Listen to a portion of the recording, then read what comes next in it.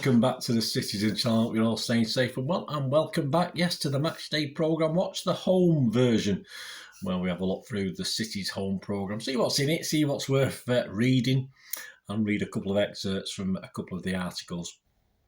So today we're going to have a look at the Carabao Cup game. It's our cup, nobody else's cup. The victory, of course, against Liverpool.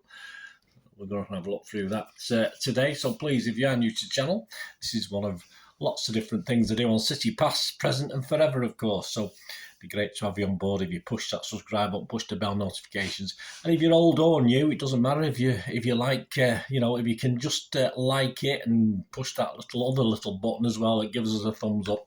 Make an old City fan very, very happy, and it'd be much appreciated. Yes, we're going to look at this programme today. Of course, it's £4 still, but we do get a reduced version, unfortunately, for the Carabao Cup. I'm not too sure what's going to happen with the FA Cup. At least it's a reasonable size. It's not these big dobbing ones that we get for the Champions League, so that's not too bad. But we're paying £4 for a reduced 68 pages.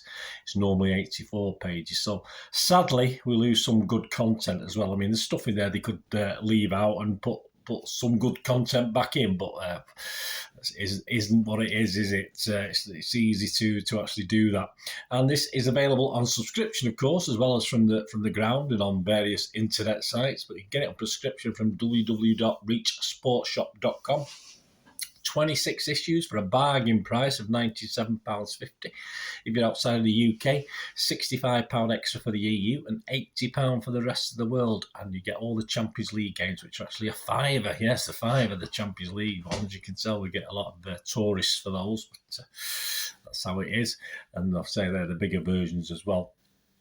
There is also, although it's not advertised on the page in the magazine, there is also a 12-issue availability for £45. You don't save as much as you do for getting 26, but that's always worth an effort as well. Right, so as you can see on the cover, we've got a very smart Pep, obviously in line with him renewing his contract while the World Cup break was on. We got our regular stuff, of course, Pep's own little notes congratulating Alvarez and talking about the players coming back. And we got the City Women, City Under-18s, and the EDS all have their own little columns. And the feature itself, the interview itself, if you like, or the article, is on Pep, not a player this week. It's obviously on Pep after signing his extension, as we said. Some interesting stats of 242 Premier League games. He's 179. He's drawn 31 and lost 32. I'll do a little bit more on Pep in a moment, a little excerpt. Our head-to-head article features Walker versus Trent Alexander-Arnold. Yes, TAA. Interesting stats on that. Walker, 343 appearances, 643 tackles. So that's less than 2 a game. What's he doing? 75% success rate on those tackles. So that's not bad. TAA himself, 175 appearances. Again, even worse. Only 268 tackles. What do these defenders get paid for? I'm not too sure. But his success rate compared to Walker's 75% is only 63%. Interesting. Double agents. This time we get a quick look at a guy who only played 28 times for Liverpool, a legend at City in his own lifetime, and obviously still sung about now occasionally. Of course, we're talking Balotelli, who would play for both Liverpool and City. X and the City features, well, the legend that is Stephen Ireland. And we'll have a little bit more in a minute as well. We'll have an excerpt from his little piece. Matchmaker picks out 10 standout games for a player, and this issue we've got Aki, and it covers games for the Netherlands under-17s. Chelsea, I forgot he played for Chelsea. I forgot all about it. Watford, the Netherlands full team, of course. Bournemouth, and of course, yes, little old City. No Kevin Cummins this week. No Marc McCarthy with his kitted out. No Dr. Gary James. Shocking. You just got to get by without them, haven't we? And no Buzzer, of course, due to the page decrease from 84 to 68. Right, and a couple of excerpts from the programme, just for your information. Let's start with the Pep article. We'll talk about Pep. And he was asked about the timing and when it was done, when it was actually agreed, not obviously a couple of weeks ago, 3-4 weeks ago as I'm recording this, but any sort of build up to his contract extension. So the article goes on to say, as would be expected given his seniority at the club, Khaldoon was instrumental in keeping Pep pledged to Manchester, and Guardiola offered a fascinating timeline into the decision-making process that has delighted all City supporters. The first time we were together was 7 months ago, just after we won the Premier League and beat Aston Villa, he recalled. I flew to Abu Dhabi, and that moment we started the conversation, he said, why don't we try to be together a little bit longer? But in that moment, right after Aston Villa, was not the right moment, because I should talk with my family a lot and see the players and staff, and we are quite comfortable together. But I wanted to know, after back-to-back titles, how is the chemistry between each other? In that period, Khaldoon never pushed me again, never told me, Pep, you have to do it. He respects me a lot. It is an example of how we have been since day one. He gives his opinion, I give my opinion, and after everyone works in the way he believes he should for the benefit of the club and the whole organisation from top until the bottom. Lately, we decide, okay, we will do it, and after the decision with the family was right, so I said, let's do it. With City higher-ups desperate to keep him, and with his family having signed off on the decision, Guardiola had been left to factor in one final piece of the jigsaw, his playing squad. City enjoyed a brilliant summer transfer window with the arrivals of Haaland, Phillips and Alvarez in particular, but the City boss has often spoken of the danger of a coach overstaying his welcome.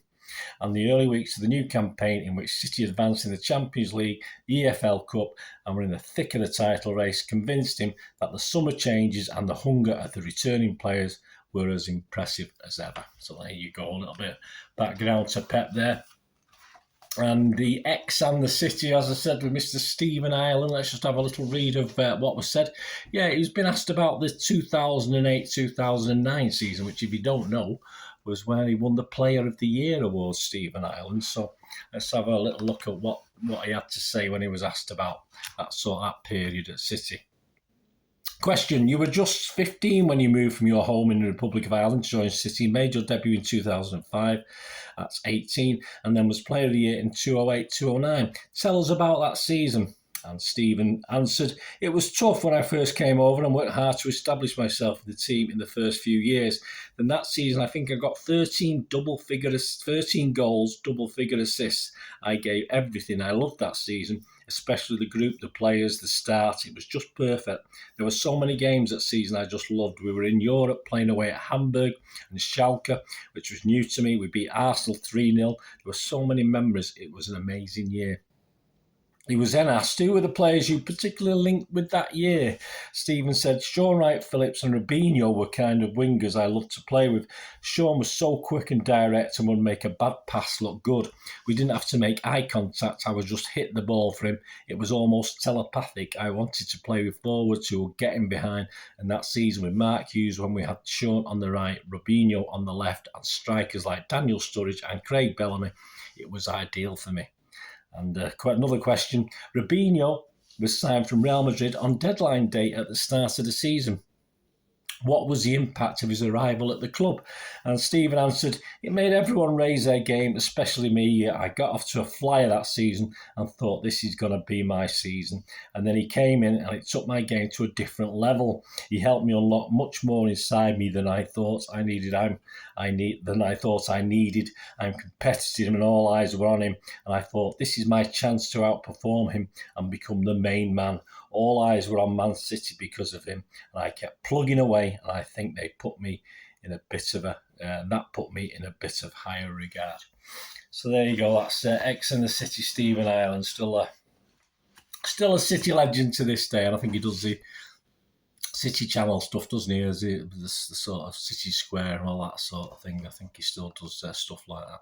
So there you go, guys. Yeah, as I said, a slightly reduced version, perhaps not as much in it as we normally talk about the whole match day programmes, but it is what it is. And please join me next time as we'll look forward to the game and the home programme watch for the Everton match, which obviously takes place on New Year's Eve. Yes, that'll be out there in a brand new year, 2023. I'm getting old, guys. Anyway, thanks. Let me know your comments, guys. If you bought this and you've read something interesting, just let me know what you think. It'd be great if you could just share your thoughts with me. Absolutely brilliant. Thanks for watching, guys. Until we meet again, that's one thing, don't I? Please stay safe, Blues. Come on, City. Bye for now.